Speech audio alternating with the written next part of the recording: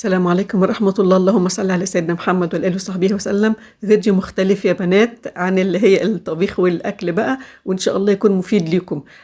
تجربة شخصية ليا، حبيت أفيد بيها حاجة نفعتني يعني، وأنا فعلا لأن احنا عارفين اللي يبقى عنده الأمراض الذاتية يا بنات، الحد عنده فيكم أو حد عزيز عنده، عزيز عليه عنده أمراض اللي هي المناعة الذاتية، عنده رمودية مفاصل، عنده أي يعني من الأنواع اللي هي الأمراض الذاتية ديت، لأن أنواعها كتيرة قوي. أنا بتكلم على تجربتي الشخصية. رمودية المفاصل طبعا في اللي هو جسم الإنسان بيهاجم نفسه بنفسه، جهاز المناعة بيبقى فيه خلل يعني، ونسأل الله الشفاء لكل اللي حبايبنا. تمام. في هقول ايه 8 زيوت انا بحسبها يعني ان شاء الله ان شاء الله تكون معجزه كده يعني، اللي ممكن اللي يستخدمها طبعا فادتني جدا، وانا هي دي تجربه شخصيه حبيت افيد بيها غير يا بنات. طبعا انا اللي هي الزيوت ديت انا شفتها في قناه على اليوتيوب على لدكتوره سوريه يعني، انا يعني بشوف كده عادي، بتفرج عادي على اليوتيوب، فلقيت في قدامي سبحان الله ربنا حط قدامي اللي هو الفيديو ده، فدخلت وشفت دكتوره ربنا يبارك لها، بس والله انا ما عرفتش القناه وبحب ادور عليها تاني مثلا او افتكر ايه الاسم، والله مش لاقيها بصراحه.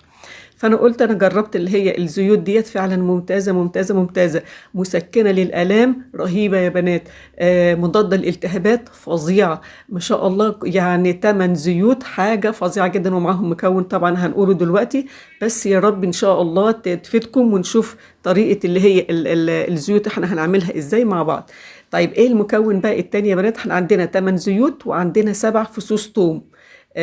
7 الفصوص الثوم يا بنات، والثمان الزيوت ديت انا مش عايزه اقول معجزه، بس بجد بجد والله رهيبه جدا يا بنات. اللي يستخدمها حد عزيز عليه او انت هتستخدميها ما شاء الله، ونشوف الطريقه دلوقتي احنا هنستخدمها ازاي. لكن بجد يعني بقول لكم جميع انواع الزيوت اللي احنا هنعملها ديت على الاقل يعني فيها اكترها يعني يمكن 80% او 90% منها مضاده للالتهابات، واحنا طبعا احنا بنحطها، احنا مش بنشربها، هي في جزء منها بيتشرب وفي جزء منه بيدهن، بس بصراحه انا ما بشربوش، ما يعني مش باكله، سوري انا مش بشربه يعني، لكن انا بدهن بيه فقط بس، وعطت نتيجه خطيره فعلا بجد يعني. بيبقى الواحد فعلا مش قادر مثلا يدخل الحمام، بيبقى رجليه تعبان، مش قادر اطلع السلم، مش قادر انزل السلم، لا اعمليها بالطريقه اللي انا هنقول عليها ديت، وان شاء الله ان شاء الله هتبقى ممتازه وهتجيب نتيجه معاكي. بس هتعمليها طبعا مرتين يومين، بالليل وفي النهار قبل ما تنامي وبعد ما تقومي من النوم ان شاء الله، وربنا الشافي يشفينا جميعا. هندخل على طول بقى في الفيديو، معلش دي كانت مقدمه بس كان لابد منها عشان نشرح الفيديو بتاعنا بالتفصيل. انا عندي 7 فصوص ثوم، وعندنا اللي هو الزيوت هقول اساميها دلوقتي.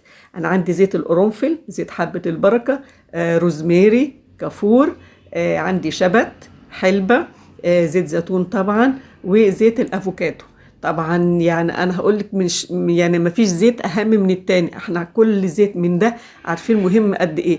اهم حاجه اللي هي للالتهابات، لمسكن، لمفيد جدا للجسم، يعني بجد بجد رهيب. انا مش قادره اقول لك، انا بقول لك انا جربته يعني شخصيا، انا بصراحه كانت رجلي الله اعلم بيها يعني، بس الحمد لله يعني دلوقتي ما شاء الله تبارك الله يعني، ربنا يشفينا جميعا ويشفيكم ويشفي كل من كان مريض، لان فعلا الروماتيد ده لما بيأثر جد يعني على المفاصل بيبقى صعب صعب صعب. تعالوا نشوف اللي هي الطريقه احنا هنحضر اللي هي الزيوت بتاعتنا ازاي.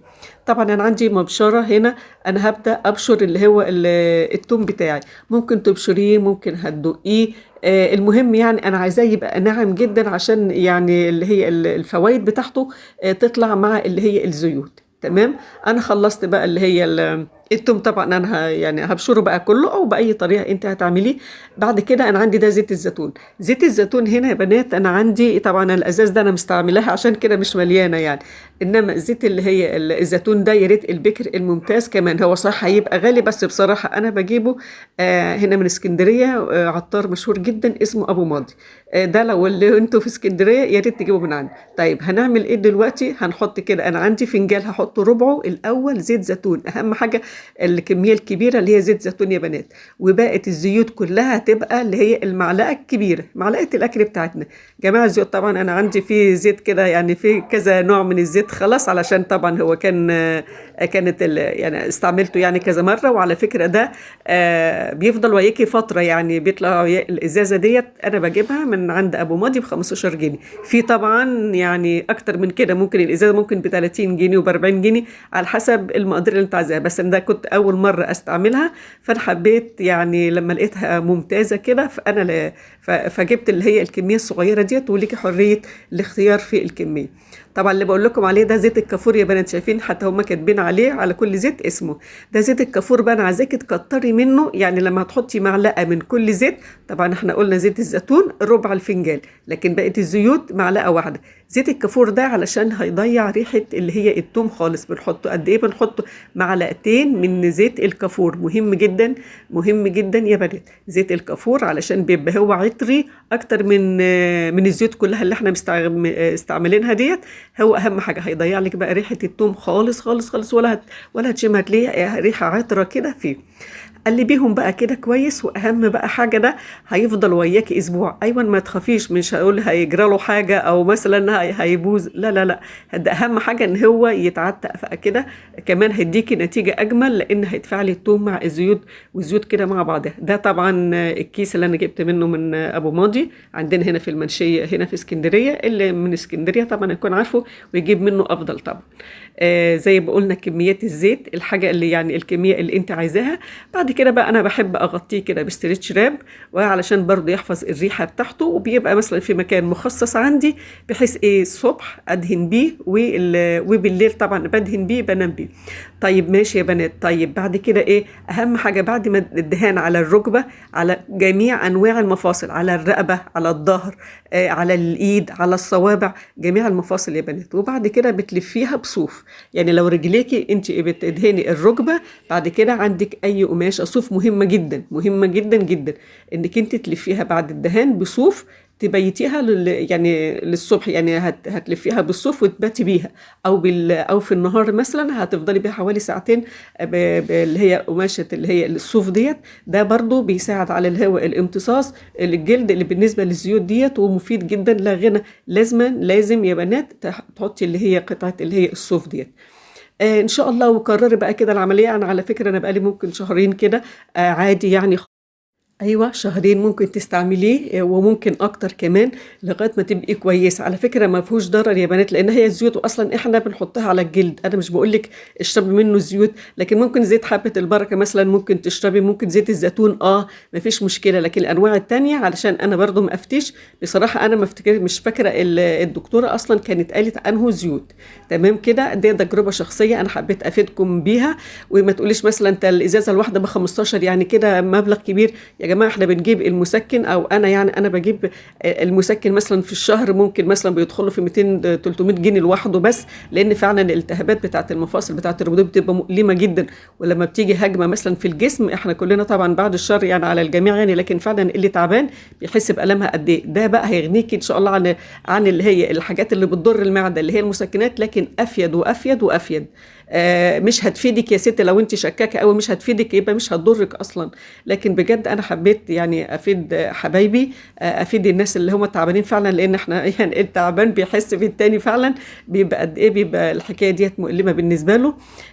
جربي ان شاء الله، ومش هيضرك يعني، لو ما فاتش مش هيضرك ابدا، وان شاء الله تتحسني عليه. لو تحسن حتى مش 100%، لو 80 ولا 50 يا 6%، صدقني تقدري تروحي تعملي شغلك، شغل بيتك، تنزلي السلم تطلعي، الألم يبقى بسيط خالص، او ممكن يبقى مفيش، يعني على حسب درجة الالتهاب اللي عندك قد ايه. وانا مش بقول لك برضه يعني بطلي العلاجات، لا خدي علاجاتك، بس قللي من المسكنات يا جماعة. المسكنات دي مضرة قاتلة فعلا للواحد.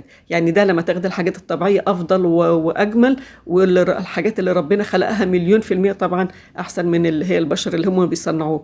جربي ومش هتخسري حاجة، وان شاء الله ربنا الشافي يشفينا جميعا من كل الامراض، سواء الذاتية او الامراض اللي هي التانية يعني.